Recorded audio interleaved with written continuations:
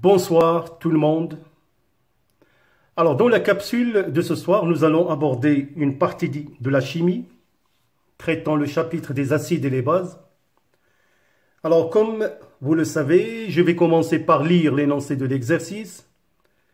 Vous allez le relire avant de voir la réponse. L'aspirine reste le médicament le plus consommé au monde. L'aspirine peut se présenter sous de multiples formes, des comprimés simples ou effervescents, poudre soluble. Chacune renferme de l'acide acétylsalicylique. Principe actif. Par la suite, cet acide dans l'exercice est noté AH et l'ion acétylsalicylate A-. L'exercice qui suit a pour but d'étudier le comportement de la molécule AH en solution aqueuse. La réaction entre la molécule AH et l'eau modélise la transformation étudiée. Bien évidemment, on va traiter deux parties. Les parties 1 et 2 ont en commun le calcul de l'avancement final de cette réaction par de techniques différentes dont la précision sera discutée dans la partie 3.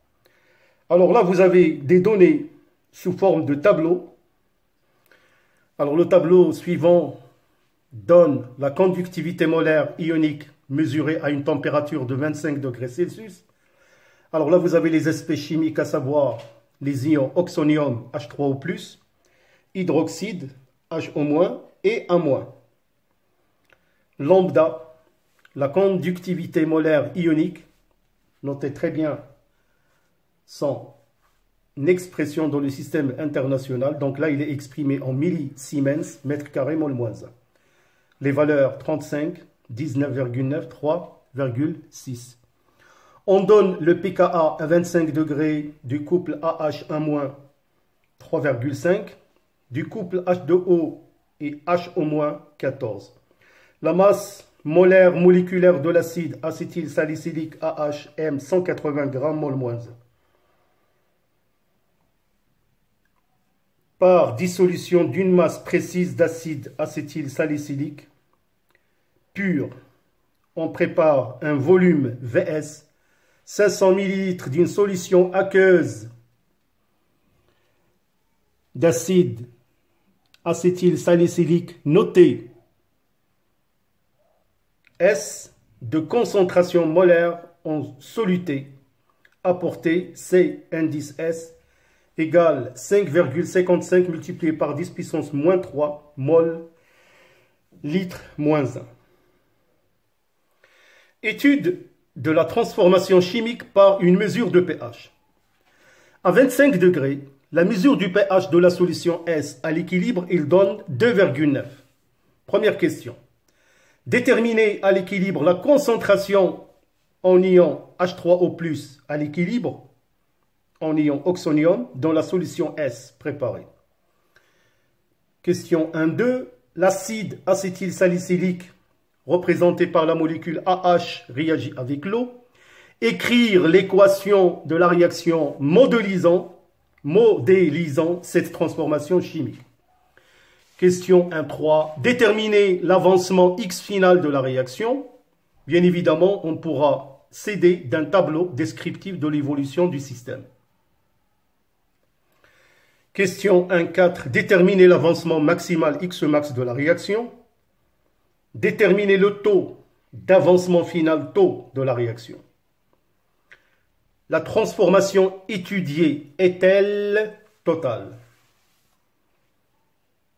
Petit 2. Détermination de la constante d'équilibre de la réaction par conductimétrie. À 25 degrés Celsius, on mesure la conductivité A de la solution S à l'aide d'un conductimètre. On obtient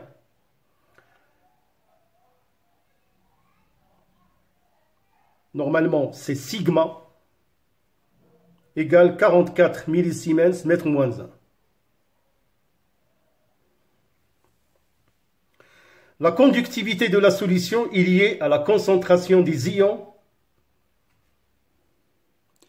qu'elle contient et à leur conductivité molaire ionique par la relation que vous avez. Dans les conditions de l'expérience, on peut négliger la contribution des ions hydroxyde HO- à la conductivité de la solution. La relation précédente devient, donc on va s'appuyer sur la relation 1. Donc sigma égale lambda de H3O+, multiplié par la concentration de H3O+, plus lambda de 1- multiplié par la concentration de 1-. Question. Exprimer l'avancement final, X final de la réaction entre l'acide AH et l'eau en fonction de sigma. Des conductivités molaires ioniques utiles et du volume Vs. Bien évidemment, on pourra s'aider du tableau descriptif de l'évolution du système comme à la question 1.3. Question 2, petit 2. En déduire la valeur de X final. 2.3. Calculer les concentrations molaires à l'équilibre des espèces AH1- et H3O+. Donner l'expression de la constante d'équilibre K associée à l'équation de la réaction entre l'acide AH et l'eau, puis la calculer. Alors donc, vous allez relire l'énoncé du problème, essayer avant de passer voir la réponse. Alors nous allons aborder la solution. Donc la première question était détermination de la concentration en ion H3O+ à l'équilibre. Alors comme vous pouvez le remarquer, on va partir de l'expression du pH. On a déjà le pH égal à 2,9. Donc pH égale moins log de H3O+. De cette expression, je peux facilement calculer la concentration H3O+ à l'équilibre que j'ai trouvé égale à 1,26 10 puissance moins 3 mol par litre. Donc je vous laisse suivre les calculs.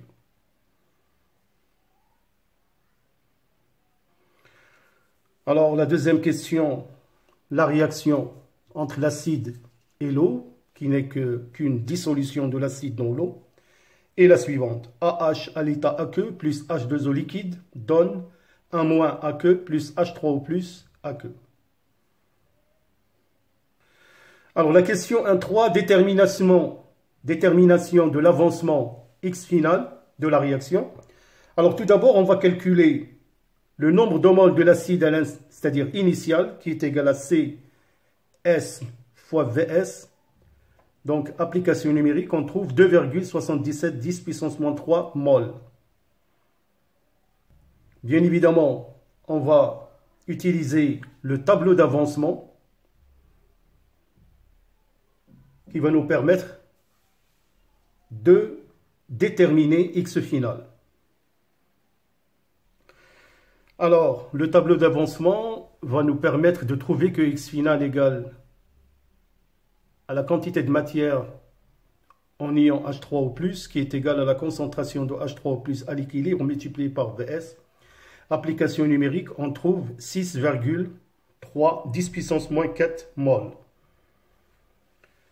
Alors pour la question 1.4, détermination de X max, si la réaction est totale, donc on aura N AH0 moins X max égale à 0, donc on trouve que X max est égal à 2,77 10 puissance moins 3 mol. Alors le taux d'avancement, comme vous le savez, c'est X final sur X max. Alors on trouve que taux est égal à 22,7%. On en déduit que la réaction n'est pas totale, donc est limitée. Alors pour la deuxième partie, donc pour petit 2,1, la détermination de X final en fonction de sigma. Donc d'après le tableau, d'avancement. Donc on a la concentration H3O plus équilibre égale à celle de A- à l'état d'équilibre, qui est égal à X final sur le volume Vs. Alors bien évidemment, on va utiliser la formule donnée de la conductivité sigma.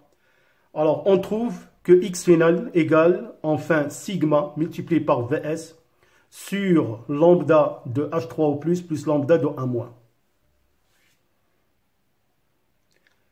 Alors là, il faut faire vraiment très attention puisqu'il s'agit de la conductivité. Bien évidemment, il faut que le volume soit exprimé en mètres cubes, sachant que 1 millilitre est égal à 10 puissance moins 6 mètres cubes. Alors, application numérique en petit 2, on va trouver que X final égale 5,70 10 puissance moins 4 mol. Alors, pour la question 2, petit 3, les concentrations à l'équilibre de AH, 1- et H3O+. Alors, je vous laisse bien évidemment suivre le raisonnement. Alors, pour AH, on trouve 4,4 10 puissance moins 3 mol par litre. Pour les concentrations H3O+, qui est égal à la concentration de A-, c'est 1,14 10 puissance moins 3 mol par litre.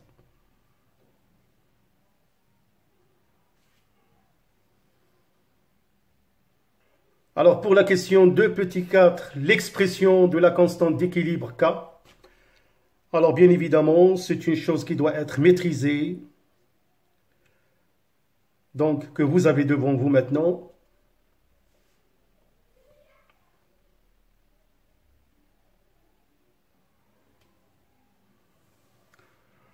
Alors donc après calcul numérique, on va trouver que K est égal à 2,95 10 puissance moins 4.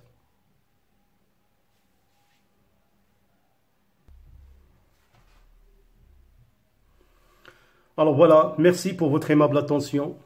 Bon courage, à bientôt.